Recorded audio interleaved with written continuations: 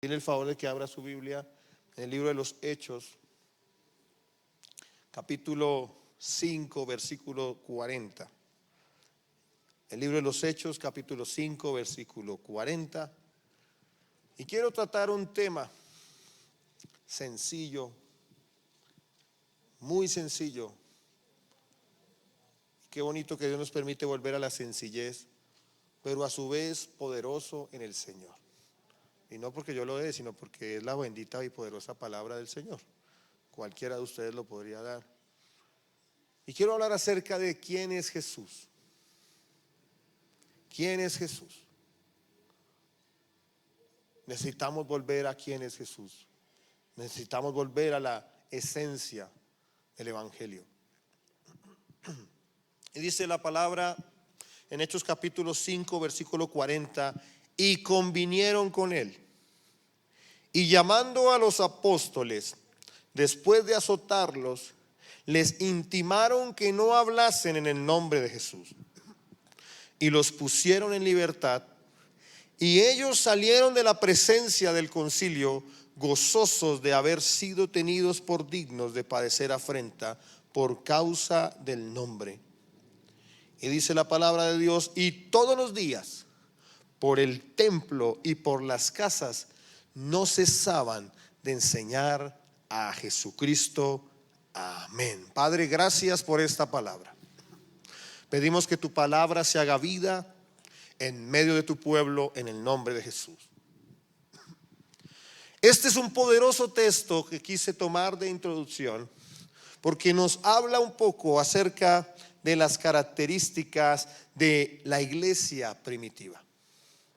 La iglesia primitiva era una iglesia poderosísima. No se conoce, o no conozco yo, en toda la historia de la iglesia, incluso hoy en los avivamientos del siglo pasado, no se conoce una iglesia tan poderosa como la iglesia primitiva. No se conoce, o yo no la conozco, una iglesia tan poderosa como la iglesia primitiva. Pero en esencia, o lo que vemos de la característica que se fuera una iglesia tan poderosa, era que era la iglesia de la esencia. Era la iglesia de lo real, de lo profundo, de la médula de lo que es el Evangelio. Y nosotros podemos observar que era una iglesia poderosa. Sobre la iglesia del primer siglo vino el Pentecostés, vino el derramamiento del Espíritu Santo, poderoso. Miles se convertían. La tierra temblaba cuando los apóstoles oraban, temblaba la tierra. Pero también observábamos que levantaban muertos, levantaban enfermos, algo poderosísimo. Liberaban endemoniados, sanaban enfermos. Pero también cuando eran encarcelados, los ángeles los sacaban de la cárcel. Era una iglesia que se movía en la gloria de Dios. ¿Cuánto nos falta para llegar a ser como esa iglesia? Tremendo lo que sucedía. Tenían un don de discernimiento impresionante. Ustedes recuerdan cuando Ananías y Zafira y Dios le reveló a los apóstoles que ellos estaban mintiendo. Es decir, era una iglesia que se movía en lo sobrenatural. La gloria de Dios estaba sobre ellos. Pero a su vez era una iglesia que vivía tiempos complejos. Se estaba enfrentando la iglesia a la estructura religiosa de la época. Se estaba enfrentando a la iglesia al poder político de la época. Y la historia nos muestra cómo el cristianismo se abrió paso por la bendita palabra de Dios y el poder del Evangelio.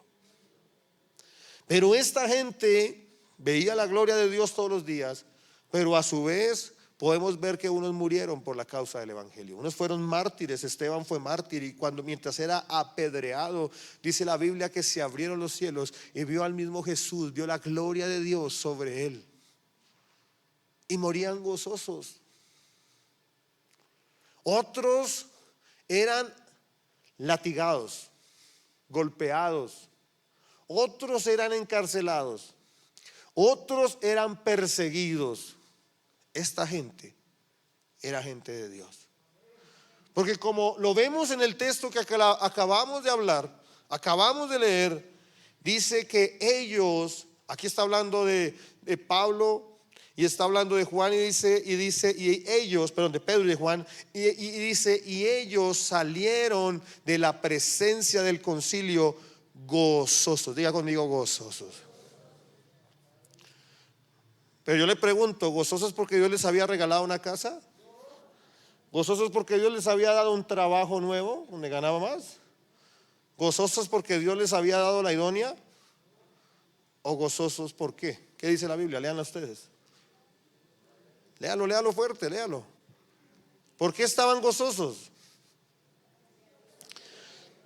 De haber sido tenidos ¿qué? ¿Tenidos qué? Dignos de padecer afrenta a causa del nombre de Cristo.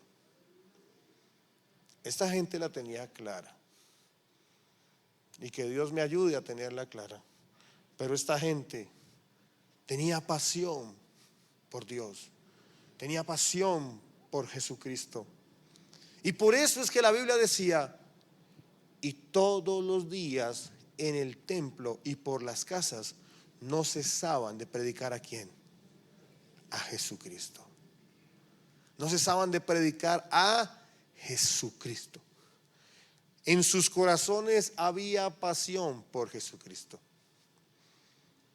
Tenían una vida rendida absolutamente a Jesucristo.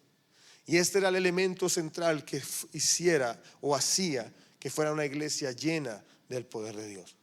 No cesaban de predicar a Jesucristo con su vida, con su testimonio y también con su predicación. Y por eso es muy importante, y Dios ha puesto en los últimos días y las últimas semanas una carga. Y le doy la gloria a Dios porque he visto que Dios ha puesto la misma carga en mi papá, de predicar más a Jesucristo. Gloria a Dios porque toda la escritura es inspirada por Dios. Y no niego que es importante hablar de otros énfasis. Es importante predicar acerca de cómo podemos manejar muy bien nuestras finanzas, por ejemplo. Eso es importante. A mí me parece importante. Debemos predicar de cómo manejar la vida en los negocios, por ejemplo. Hay que orientar. Creo que la labor del púlpito es orientar en todas las áreas. Es importante hablar de las bendiciones de Dios, porque es que la Biblia habla de las bendiciones de Dios. Yo tampoco puedo quitarle a la Biblia lo que no dice. Pero indudablemente debemos volver a la predicación central de la palabra, y es predicar al Cristo y a este resucitado. Debemos volver a lo que hacía la iglesia del primer siglo, que todos los días en el templo y por las casas no cesaban de predicar a Jesucristo, el Hijo de Dios Todopoderoso. ¿Cuántos le alaban el nombre de Cristo? ¿Cuántos lo exaltan? ¿Cuántos bendicen su nombre?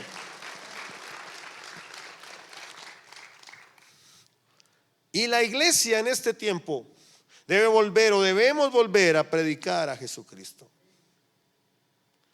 Y debemos volver a predicar a Jesucristo, porque este es el tiempo en el cual se han levantado muchos falsos cristos. Y la iglesia ha abrazado esos falsos cristos. Y nos empezamos a dar cuenta que nuestra manera de pensar está influenciada por todo menos por el Evangelio, por todo menos por la centralidad de Cristo. Y eso lo que ha producido es una iglesia raquítica. Eso lo que ha producido es una iglesia emocional. Eso es lo que ha producido una iglesia ambivalente e inconstante.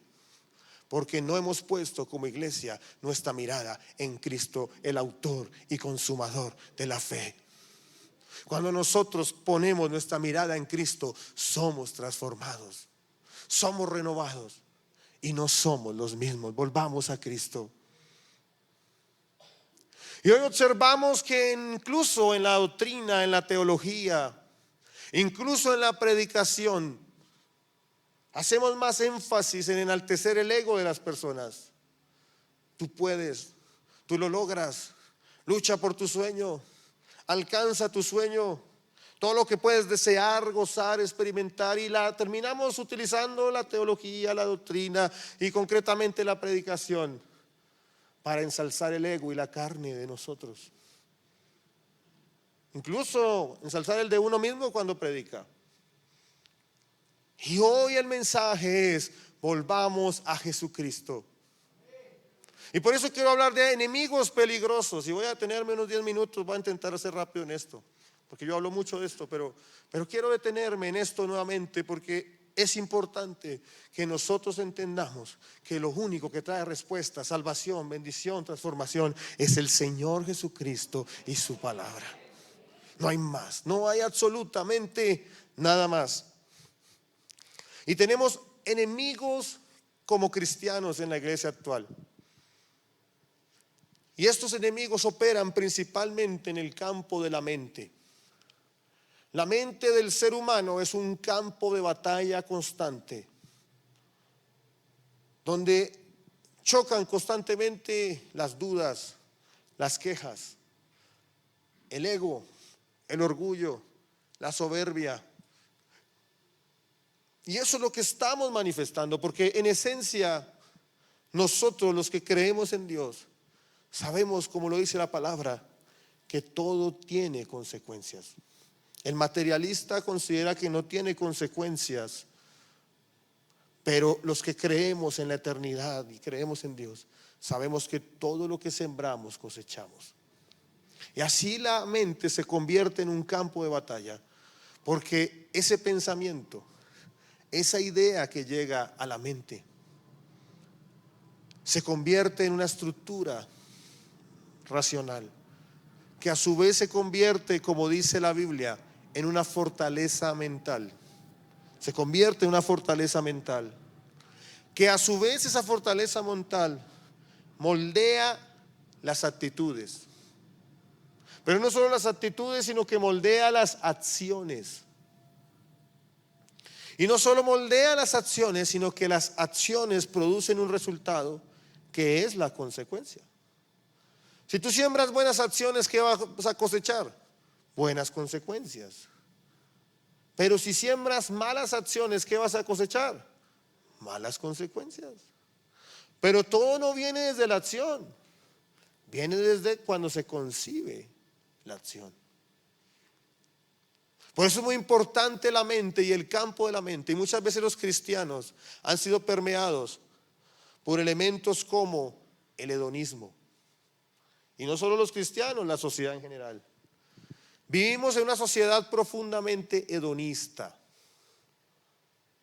Esta sociedad es profundamente hedonista.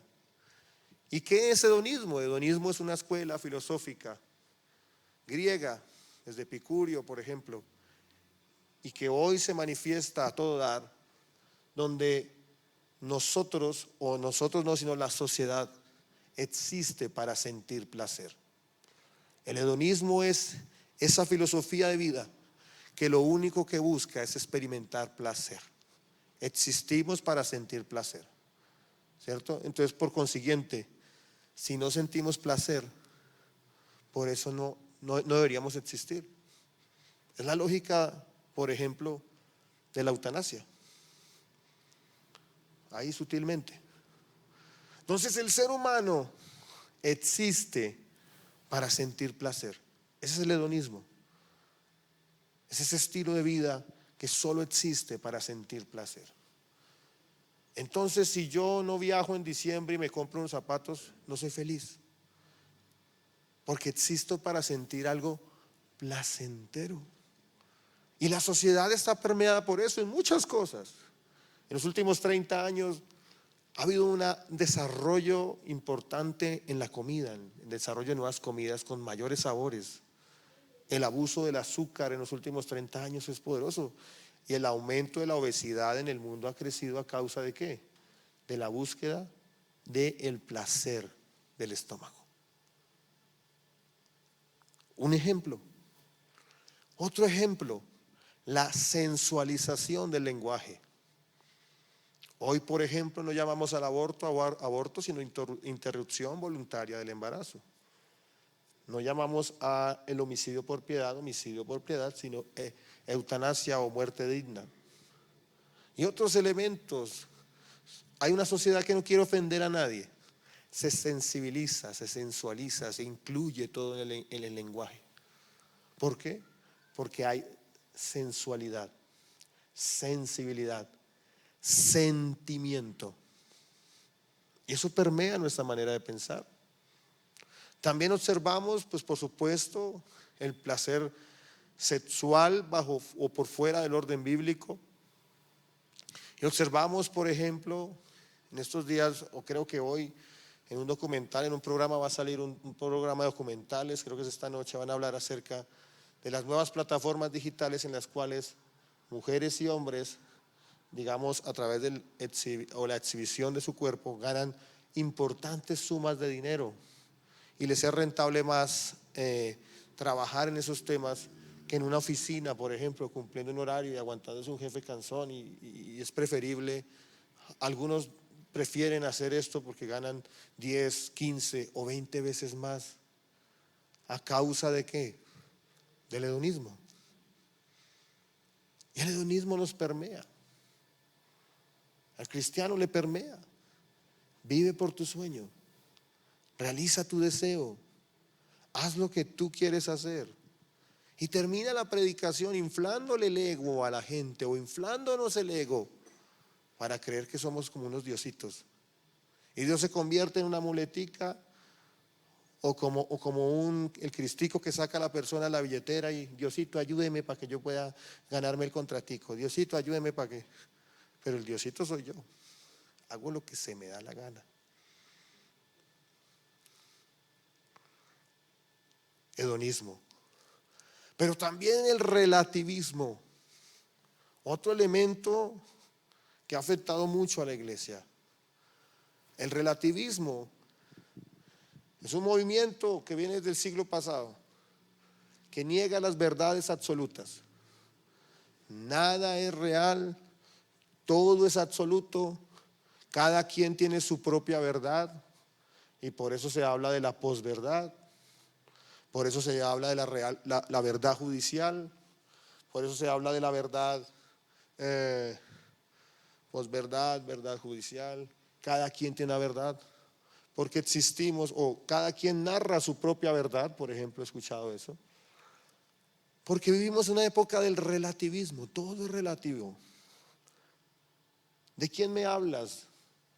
¿Del Dios del Islam? ¿De los miles de dioses del hinduismo? ¿De las religiones animistas del África? ¿De qué Dios me estás hablando? Eso ha permeado sin precedentes la cultura occidental, relativismo. Todo es relativo. Queremos relativizar el Génesis, queremos conciliar el Génesis con las teorías, porque todo es relativo. Todo es relativo, la idea de Dios para la sociedad es relativa, la idea de Dios para la vida es relativa, la idea de Dios para la familia es relativa. Y la iglesia empieza a permearse por el relativismo. Y en este mundo, los que creemos en las verdades de Dios y su palabra somos considerados como peligrosos. Y en este mundo, los que creemos en verdades absolutas como la existencia de Dios, pero no solo la existencia de Dios, porque muchos pueden creer en la existencia de Dios, pero lo que no creen es que Jesucristo es el único camino a Dios. Ahí entra en conflicto. ¿Cómo así que es el único camino? Si nosotros podemos tener múltiples caminos, porque hay relativismo. Y el relativismo está afectándonos a nosotros. Pero la Biblia dice: yo soy el camino, la verdad y la vida, y nadie viene al Padre sino por Jesús. Nosotros, los hijos de Dios, los que creemos en Dios, creemos que Dios es Dios, que Él es nuestro Padre, que envió a su Hijo a morir por nosotros, y que en la muerte y resurrección del Hijo tenemos la salvación para el Padre, con el Padre. Y que Jesucristo es el único camino al Padre. Pero también tenemos otro elemento que nos permea, que es el dualismo. Y ese es fuerte, ese es de los más fuertes en nosotros, y es separar lo santo de lo secular. separar lo santo de lo sagrado. Entonces la esposa el sábado no pelea con el esposo, o intenta no pelear con el esposo porque termina peleando con el esposo, o al revés, para no decir que es la esposa, ¿cierto? Y dice, no, hoy no podemos pelear porque es que mañana es domingo y tenemos que ir al culto. ¿Sí me entiende? Tenemos que ir al culto, entonces no podemos llegar peleados, ¿cierto? Porque es que mañana tenemos culto. ¿Y cómo vamos a ir? Entonces como se pelean el sábado, no vamos a ir al culto porque estamos bravos. Porque tenemos en nuestra cabeza y consideramos que el domingo es santo. Entonces el hermanito carnal se toma sus 10 cervecitas el viernes, el sábado no. El sábado no, porque pues el domingo tengo que ir a la iglesia, ¿cierto? El viernes, el sábado no, porque ya está muy cerca el domingo y el domingo ya, el domingo es santo. Y entonces hacemos una separación entre lo santo y lo secular. Entonces es santo, el pastorado es santo,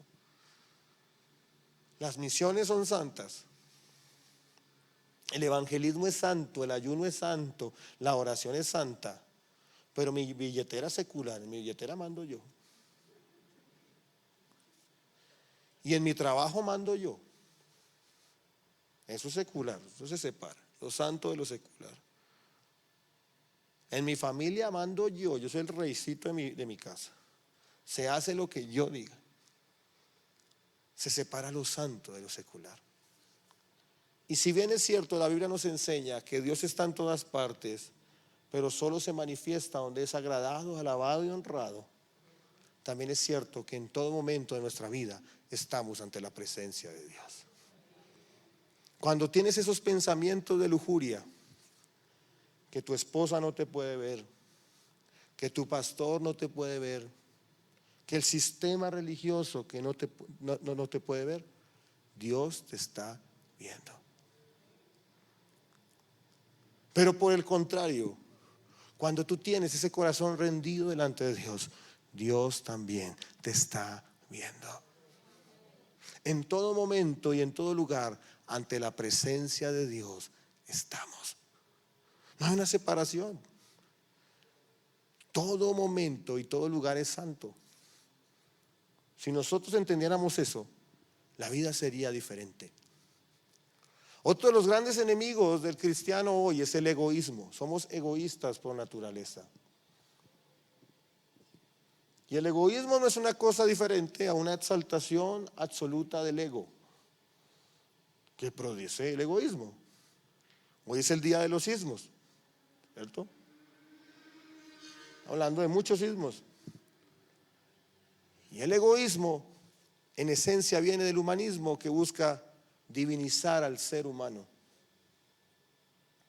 Es que yo sé mucho. Es que yo puedo. Es que si no hubiera sido yo. Eso nos afecta a todos nosotros. Eso me afecta a mí.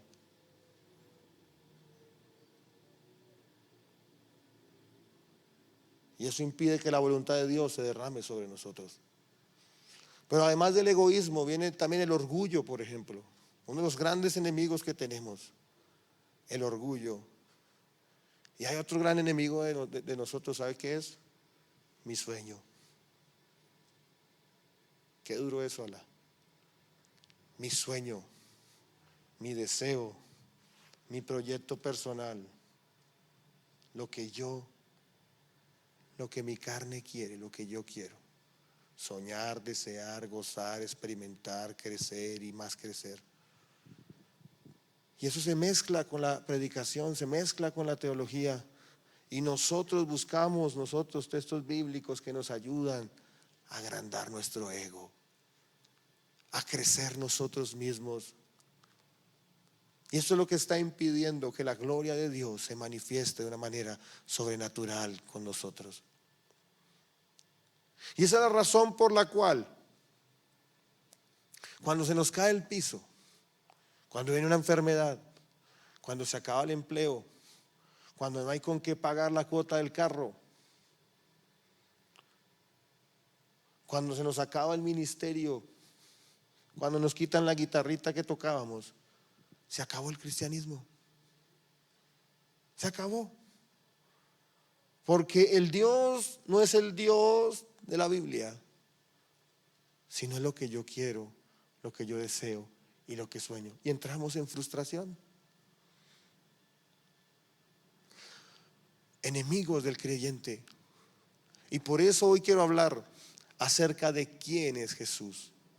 Nosotros debemos volver a Jesucristo. Dice la Biblia: puesto los ojos en Jesús, el autor y consumador. Él es el único. Y para hablar acerca de quién es Jesús, podríamos hablar acerca de los profetas. Los profetas hablaron acerca de quién es Jesús. Hay más de 500 profecías en el Antiguo Testamento acerca de quién es Jesús y el cumplimiento en Jesús. También podríamos hablar acerca de lo que Jesús, o mejor lo que los apóstoles dijeron acerca de quién era Jesús. Y nos echaríamos horas aquí hablando de lo que los apóstoles dijeron que era Jesús. Pero yo quiero que hablemos hoy, yo quiero invitarte a que hablemos hoy acerca de qué dijo Jesús que era Él mismo. Porque tenemos que volver a la predicación de Jesucristo. No hay otro en el cual encontramos salvación. No hay otro en el cual que encontramos fundamento. Ni un pastor, ni una iglesia, ni un sistema religioso y ningún elemento, sea social, político, económico, nos trae salvación, sino solo Jesucristo, en el cual encontramos la vida eterna.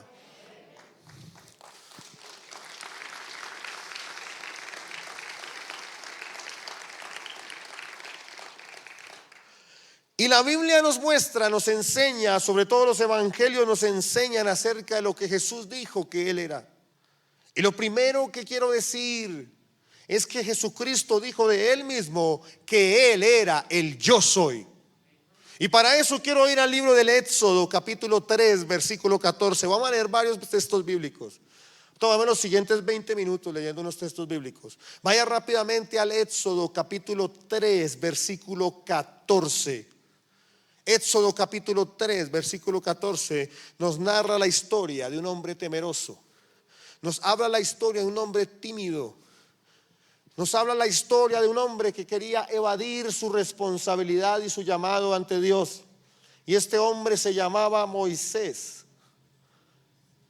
Este hombre en este capítulo Dios le está llamando y él dice: tengo temor, ¿por qué no manda a mi hermano? ¿Qué va a decir el pueblo? ¿Qué va a decir Faraón? ¿Por qué no manda a otro? Estaba escurriendo el bulto.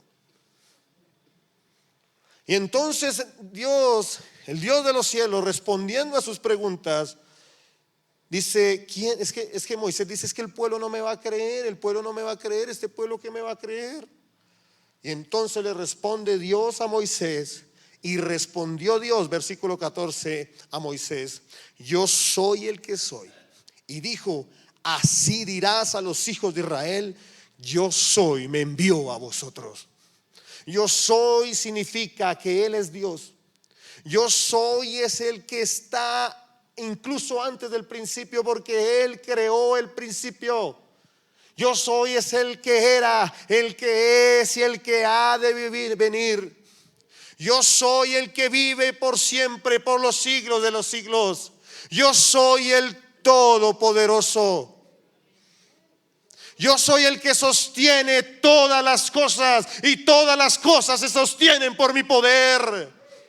Yo soy el camino, la verdad y la vida. Yo soy la luz del mundo. Yo soy la puerta de las ovejas. Yo soy en mí, el que viene a mí no le echaré fuera. El que en mí viene tiene la vida eterna. El que a mí viene tiene al Padre.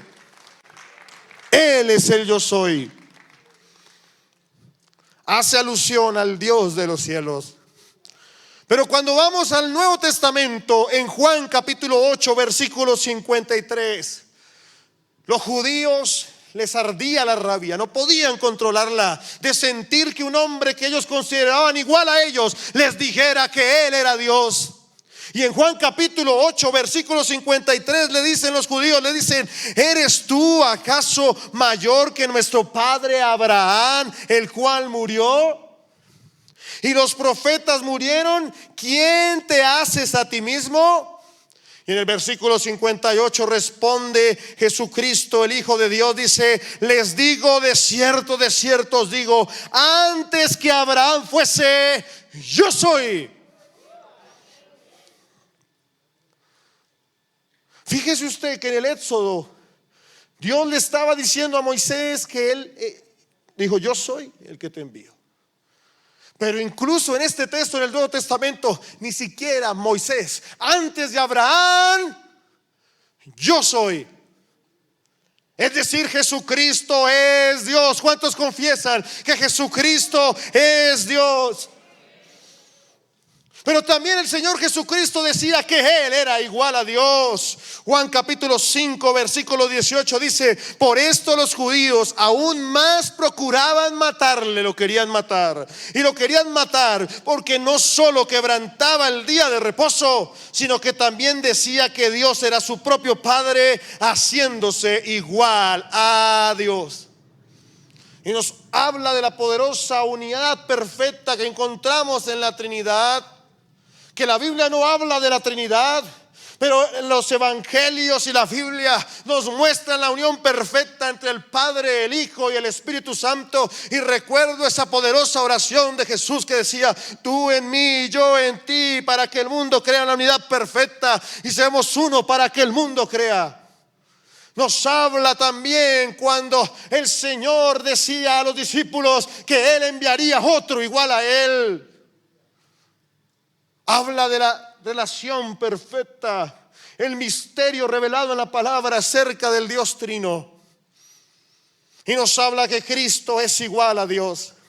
Pero también nos hablaba la palabra que Jesucristo es la luz. Dice Juan capítulo 12, 46: yo la luz he venido al mundo para que todo aquel que cree en mí no permanezca en tinieblas. Jesucristo es la luz del mundo. Es la única luz que puede alumbrar los corazones de los hombres. Es la única luz que puede transformar los corazones e iluminar y transformar las naciones para su gloria.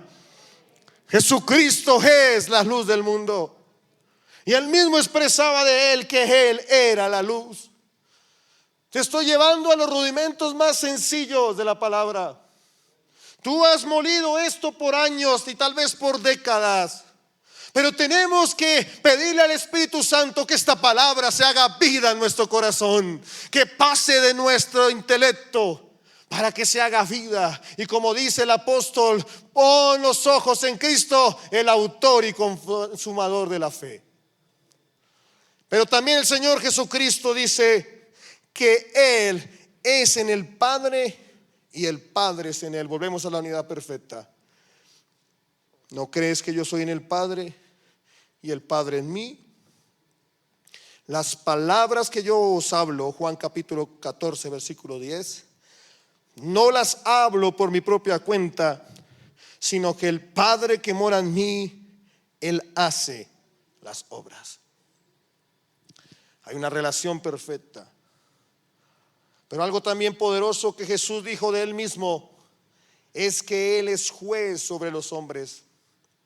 Y gloria a Dios, porque en este tiempo, en el tiempo de la gracia de Dios, nosotros podemos predicar a Jesucristo como Salvador. Es más, Jesús significa Salvador. Y Él hoy, desde el primer siglo, es el Salvador. Pero también la Biblia nos habla que llegará el tiempo en el cual Él será el juez y juzgará entre los vivos y entre los muertos. Dice Juan capítulo 5 versículo 22, dice: porque el Padre a nadie juzga. Porque el Padre a nadie juzga, sino que todo el juicio dio ¿a quién? Al Hijo. Llegará el día, hermano y hermana que me escuchan, que Él nos juzgará y juzgará a los vivos y a los muertos. Todos pasaremos por su juicio. Y será pesado lo que hicimos y lo que no hicimos. Y los que hayamos llegado a la gracia de Dios, recibiremos el buen siervo y fiel. Sobre poco has sido fiel, sobre mucho te pondré. Entra en el gozo de tu Señor.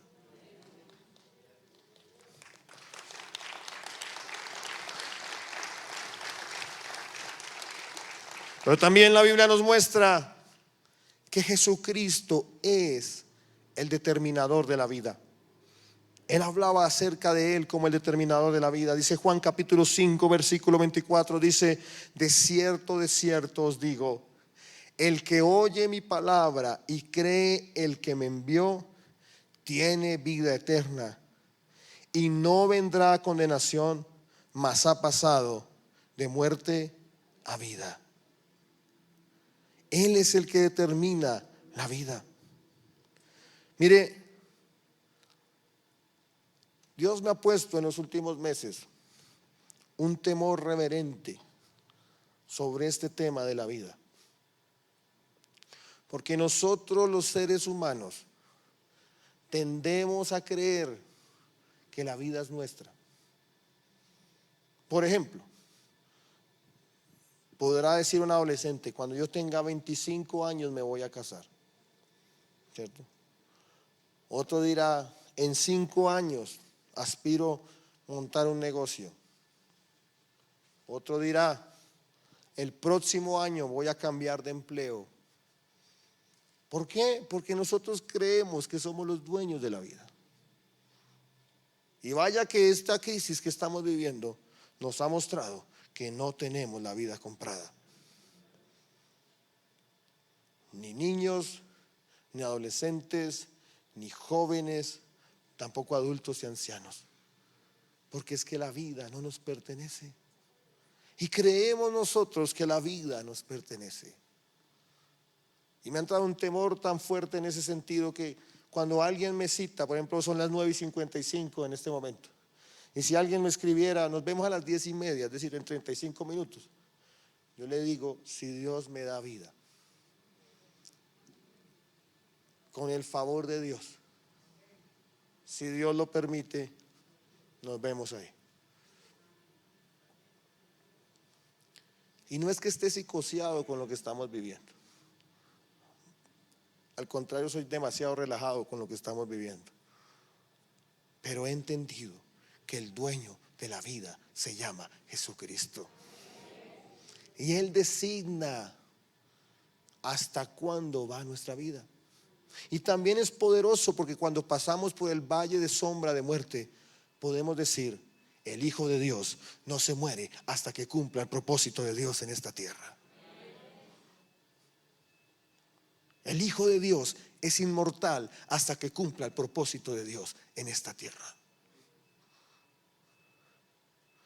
Porque entendemos que la vida no nos pertenece, la vida es de Dios y la vida debe ser rendida totalmente al Señor.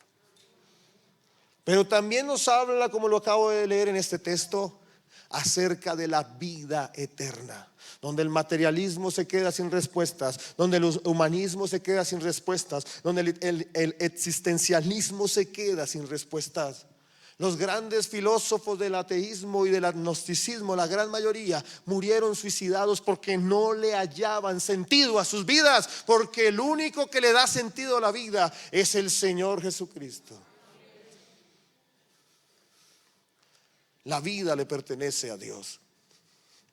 Pero también la Biblia nos dice que Él es el que tiene vida en sí mismo. El Señor Jesús decía que Él es el que tiene vida en sí mismo. Juan capítulo 5 versículo 26, diciendo el Señor, decía: porque como el Padre tiene vida en sí mismo, así también ha dado al Hijo el tener vida en sí mismo. También la Biblia o el Señor Jesucristo hablaba de Él mismo diciendo que Él es la puerta. Juan capítulo 10 versículo 9 dice: yo soy la puerta, el que por mí entrare será salvo, y entrará y saldrá y hallará pastos. Pero también hay una que dice que Él es la puerta de las ovejas. Juan capítulo 10, versículo 7 dice: volvió pues Jesús a decirles: de cierto os digo, yo soy la puerta de las ovejas. Todos los que antes de mí vinieron ladrones son y salteadores, pero no los oyeron las ovejas. Yo soy la puerta, el que por mí entrare será salvo, y entrará y hallará pastos. La Biblia dice que es la puerta. La Biblia no dice que es una de las puertas. La Biblia dice que Él es la puerta para salvación. Es la puerta para las ovejas que son pastoreados por Él. Pero también la Biblia nos muestra que Él es el camino. Dos ejemplos importantes: la puerta y el camino. Y no hay otro camino. El relativismo nos dice: hay muchos caminos. Muchos caminos para llegar al Padre: la meditación, las buenas obras, ser buena persona, las diferentes religiones animistas, la nueva era. Hay caminos, hay caminos, hay caminos. Pero la Biblia nos enseña que Jesucristo es la puerta y Jesucristo es el camino. Pero también cuando hablamos de miles de verdades, la Biblia sigue enseñando hoy que Jesucristo es la verdad. Como escribía una autora de Cosmovisión Bíblica: la verdad absoluta, de valores absolutos. La Biblia también nos muestra que Él es la vida. Dice Juan capítulo 14, versículo 6, dice: Jesús le dijo: yo soy el camino y la verdad y la vida, y nadie viene al Padre sino por mí. Pero también la Biblia nos enseña que Él es el pan de vida. Juan capítulo 6, versículo 35 dice: Jesús les dijo: yo soy el pan de vida. Yo soy el pan de vida. El que a mí viene nunca tendrá hambre, y el que en mí cree no tendrá sed jamás. Está haciendo la reflexión al hambre y la sed espiritual de la gente. También sacia el hambre material, pero aquí está hablando acerca del hambre espiritual. Y yo te pregunto ahí donde estás, y me pregunto: ¿qué es lo que sacia nuestra hambre espiritual? ¿Con qué hemos saciado nuestra hambre espiritual? ¿Hemos saciado nuestra hambre con la religión? ¿Hemos saciado nuestra hambre con la cultura eclesial o el organismo eclesial? Porque ahí es donde viene la frustración a los 10, a los 15, a los 20 años. Porque no hemos saciado nuestra hambre en Jesús, sino en la religión. Pero también otros han saciado su hambre en las drogas. Pero cuando esa persona que sufre con las drogas está sola, ahí es donde siente ese hambre. Otros han saciado su hambre con el hedonismo, con la inmoralidad sexual, y en lo profundo de la soledad están aún con hambre, y ese hedonismo no ha podido saciar su hambre. Otros sacian su hambre con amistades. Otros sacian su hambre con un cónyuge, con una cónyuge. Otros sacian su hambre con ideologías. Otros sacian su hambre con causas sociales. Pero en esencia esa hambre seguirá y permanecerá, y la gente no sentirá sentido a su vida, no se hallará sentido en la vida hasta que entendamos que el único pan de vida se llama el Señor Jesucristo. Gloria a Dios por los frutos dignos de arrepentimiento.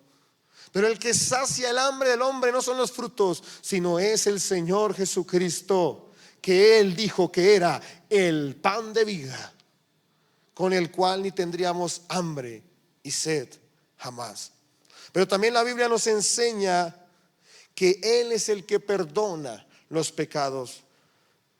Él es el que perdona nuestros pecados. Y ahí en Mateo capítulo 9, versículo 2 dice: y sucedió que le trajeron un paralítico tendido sobre una cama, y al ver Jesús la fe de ellos, dijo al paralítico: ten ánimo, hijo, tus pecados te son perdonados.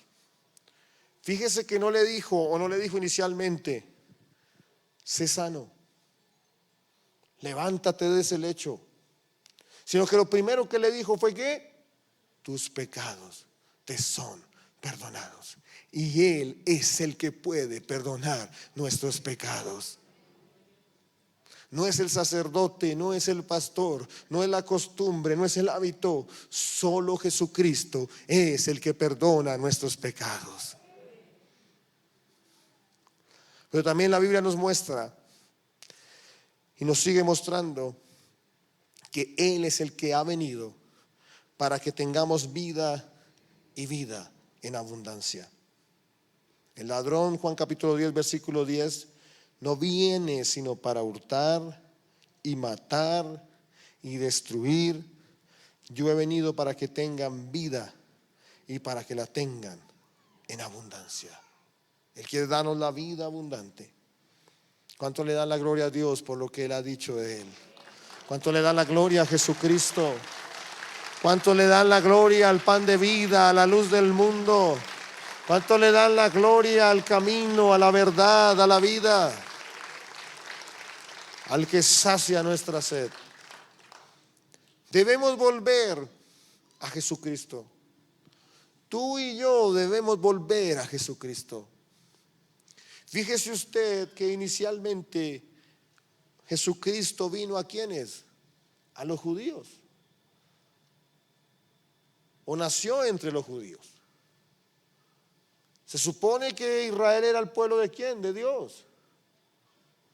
Pero incluso al pueblo de Dios, Dios tuvo que mandarles a alguien que anunciara. Y este fue Juan el Bautista. En Juan el Bautista se cumple la profecía de Isaías cuando dice: voz que clama en el desierto, anunciando la venida. Dios envió a Juan el Bautista para predicarle a los judíos inicialmente. Después la iglesia avanza a los gentiles, pero le estaba predicando a los judíos: arrepentíos porque el reino de los cielos se ha acercado. Y ese era el énfasis de su predicación. Y lo observamos también ahí en Mateo capítulo 3 versículo 2, donde habla acerca de Juan el Bautista y dice: y diciendo, arrepentíos porque el reino de los cielos se ha acercado. Ese era el mensaje central de la predicación de Juan el Bautista. Pero a su vez era el mensaje de la predicación de Jesús. Usted observa que Jesucristo predicó más acerca del reino que incluso acerca de la iglesia.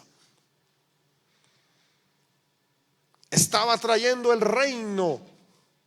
Y en algunos pasajes decía: el reino ha llegado a esta casa. Predicaba el evangelio del reino. Hoy ha venido el reino de los cielos. Y a la misma predicación de Juan el Bautista cuando decía: arrepentíos porque el reino de los cielos se ha acercado. Y es la predicación hoy, no solo para el que no cree en Dios, sino para todos los que estamos aquí. Arrepintámonos porque el reino de los cielos ha llegado a nuestras vidas. Y usted no se ha preguntado: ¿y qué es eso del reino de Dios? ¿Qué es eso que el reino ha llegado a nosotros? ¿Que nos arrepintamos? O hago una pregunta diferente: ¿cómo sabemos que el reino ha llegado a nosotros? ¿Cómo lo sabemos? Y la respuesta es: sabemos que el reino ha llegado porque tenemos una voluntad rendida al Señor Jesucristo. Si nosotros no tenemos una voluntad rendida al Señor Jesucristo, nos falta arrepentirnos.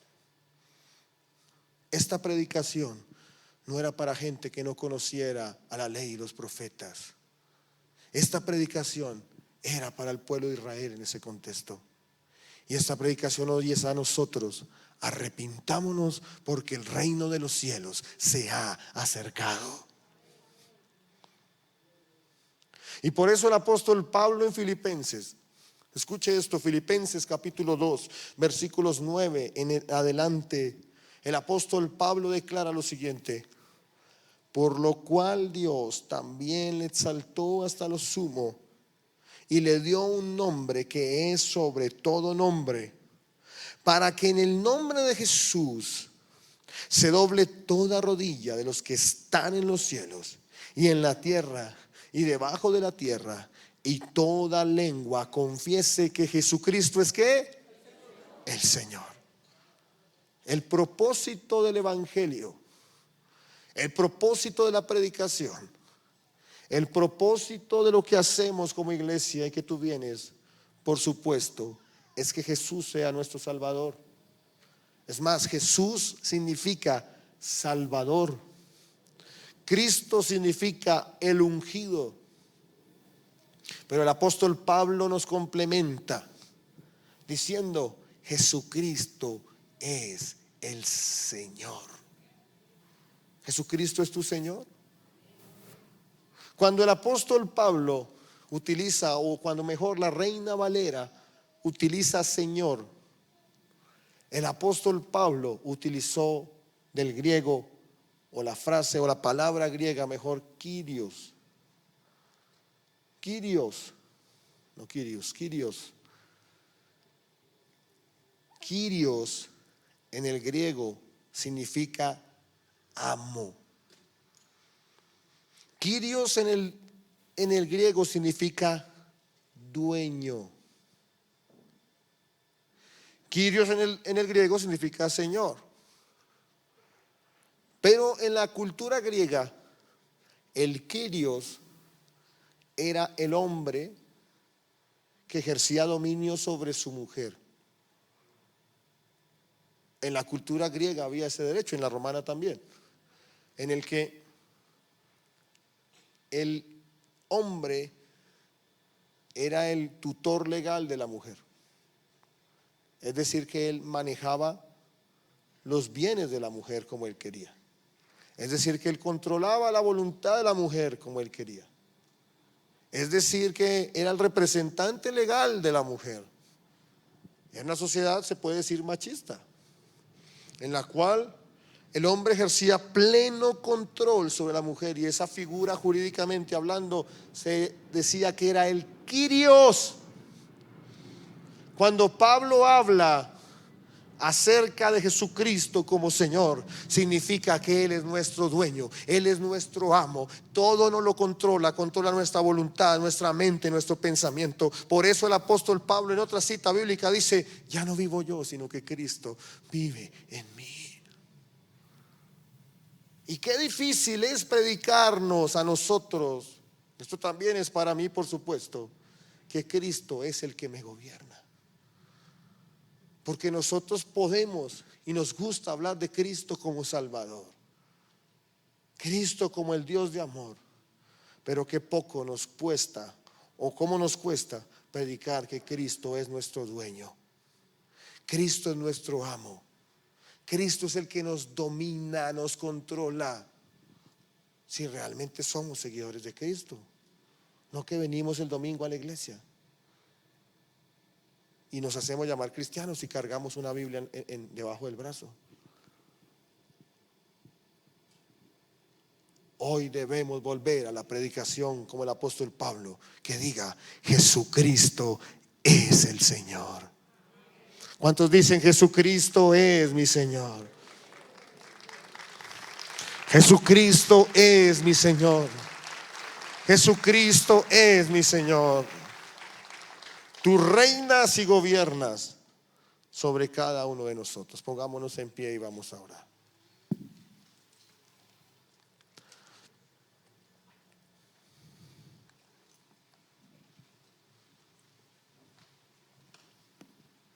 Quiero invitarte que cierres tus ojos y vas a levantar tus manos al cielo y vamos a adorar al Señor en esta mañana.